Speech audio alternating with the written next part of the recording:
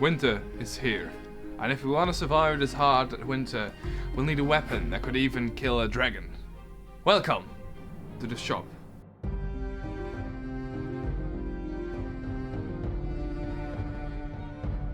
Unless you've been living under a pile of foam, the new season of Game of Thrones is coming. And in tribute to that, we're going to make the most overpowered weapon of the last season, using our brand new material. Oh. Foam blocks. Now, foam blocks are very important, but we're also going to exploit our molding and casting products. Now, Captain Ghostly and Miyabi Senpai have made a wonderful video before, and you can find the link to this video down in the description. Let's get into it and see how that works out. I've already started drawing my pattern. If I look at reference pictures, I can clearly see that the shape is a bit like flint. So if I draw the general shape, afterwards I can just use my Dremel and cut away the excess foam that I don't need. The pattern is done. The only thing I need to do right now is cut it out and transfer it over to the foam.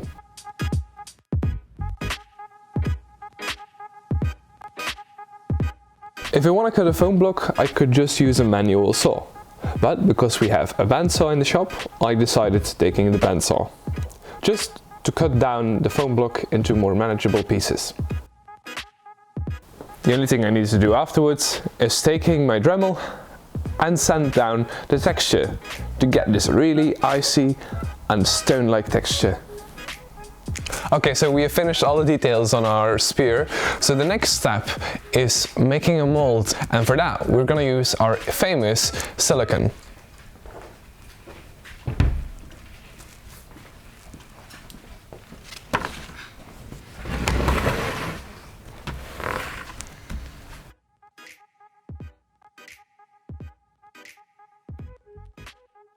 Alright, so instead of using our normal technique of making a mold, we're just going to try and add an extra product to the formula and make it a brush-on mold. All these techniques are basically described in our previous video. You'll find on our YouTube channel as well. Now, these techniques will slightly differ, but when it comes to stirring and pouring the resin, it's basically the same. Up next, we're gonna mix up our cyanide into our silicone. But if you open it up, you will see that it's sometimes very solid, because if you store it underneath 20 degrees, it will become solid. So the next step that we need to do right now is harden, make it liquid by putting it in a cup of hot water. Okay, so our product is liquid once again, so now we can add a few drops to our silicone. Now I'm just gonna mix everything underneath. So I don't think it's gonna be that big of a problem. You'll immediately see that the silicone is getting a bit more stickier, which is great for brush on. Only a little bit of a couple of drops will make a brush on. So everything is mixed up and we can start brushing our silicone on.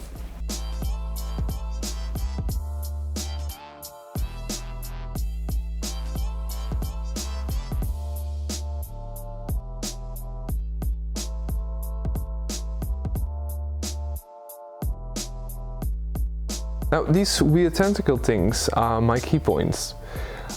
I used the spare silicone from the previous batch and I just pasted them on the second coat. These key points will be very important for the mother mold, because our mother mold will grab around the silicone and grab these pieces, which makes it easier to cast afterwards. Okay, so while our silicone is drying, we can already start on the handle. And for that, we're going to use this PVC tube. If we just heat it up, we can make organic shapes into it, and that's exactly what we're going to do right now. I saw a thread on the internet and they told me that if you pour hot water in a PVC tube and seal the other end, then you might be able to do the same technique, which is easier, and you might not be, you don't need to ruin your PVC tube with a heat gun. So let's try that and see how that works out. As you see, I taped the bottom side so there is no leakage at all.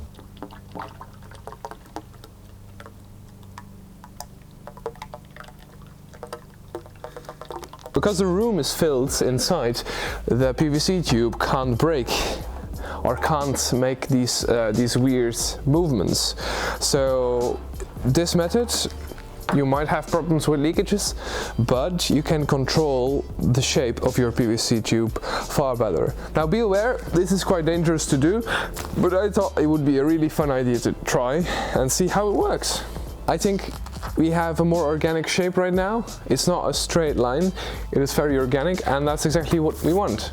So now we're gonna modify it a little bit and see what we can do. Now if you look loosely to the reference picture or the things that you can imagine, a spear would normally be made out of wood. So if we use some pieces of cloth to cover it and the wood or the texture of the stick below will show, then at least we will have a wood texture. And one way to create a very rough wood texture is by just using a rasp and going over it and creating wood grain. What we do here is go back.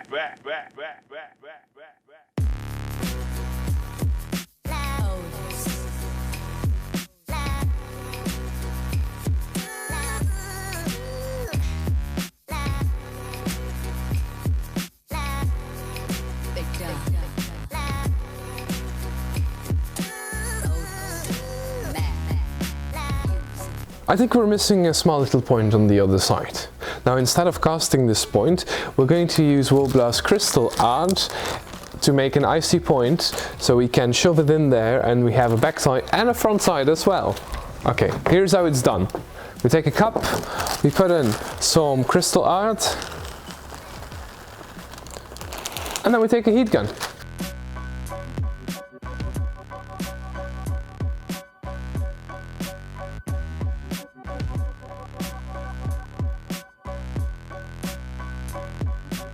So this is how you can work with crystal art.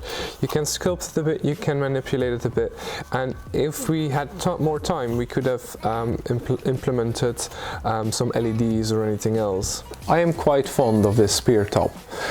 Now I do think it needs a little bit more paint. The spearhead will be just with a lot of rope and a little bit of paint, so we don't need to paint that one as much, but I really want to weather everything else so it looks like it's been in the Nord for a very long time.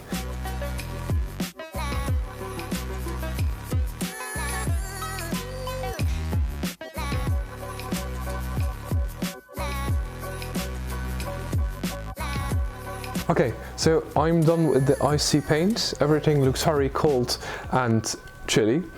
So the only thing that we need to do now is let this dry, and then we can start on our spear mold. So our brush on mold is done. It's sturdy, it is pretty good, but it's a bit wobbly. Even though the foam is still in there, it is pretty wobbly. So if we want to make a proper mold out of this, then the thing that we need to do is to make a structure around it, and that will be the mother mold. Now I do not have a lot of experience when it comes to making mother molds, but if we need something sturdy around it, there is one technique that you can use at home as well, and that's just covering it with some Worbla with mesh.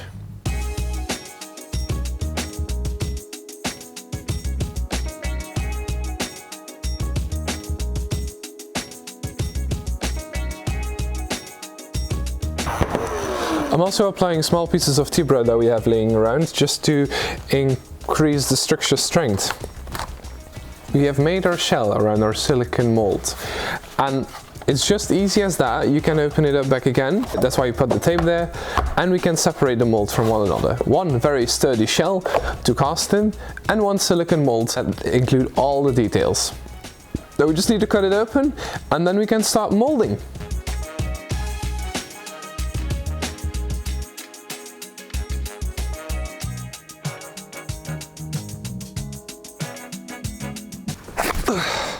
Well, our piece of foam is still intact and our mold is incredibly detailed.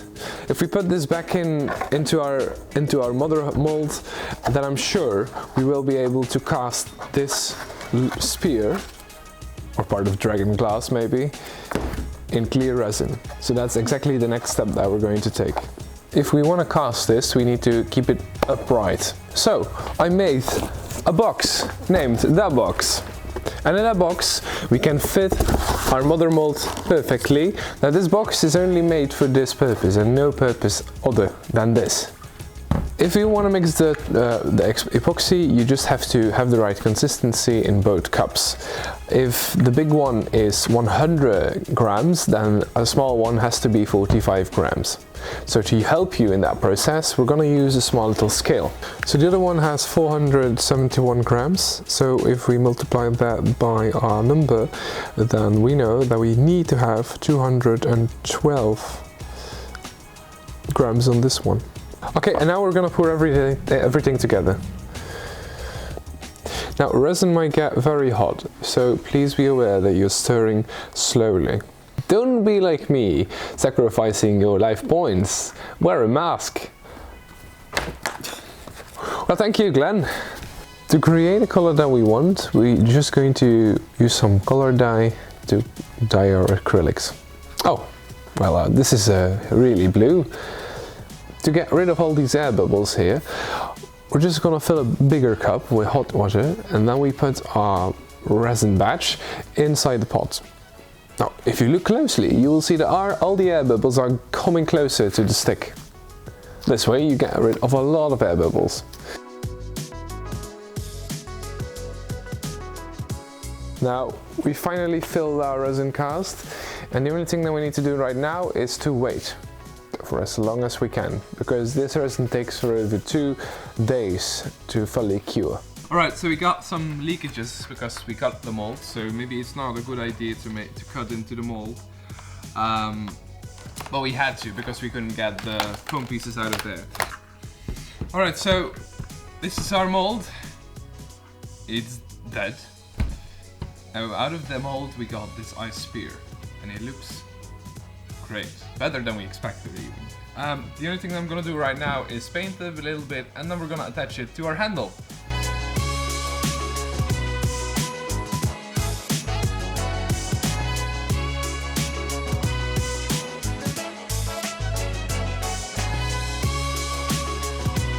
Okay, so we finished our spear, and I think we did a pretty good job. We are ready for the new season of Game of Thrones. What will the new season bring us? We don't know, but we're really excited for it. I hope you are excited for it as well. If you want the list of the materials, you can find them down in the description. We thank the Cosplay shop for filming in this location, and I'll see you guys in the next video. Bye bye!